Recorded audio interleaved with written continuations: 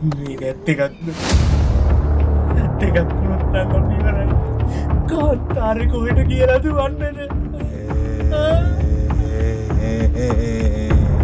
දුවන් දාසක් හොයපන්. ඕකටත් පස්සට යන්න.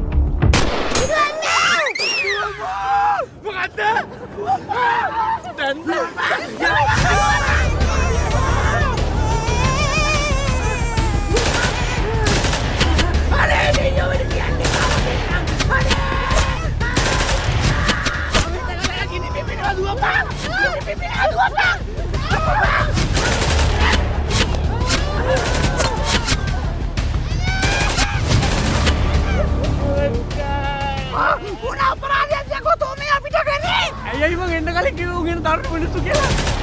අනේ ගිනි පිපින්න එපා දෙයියෝ!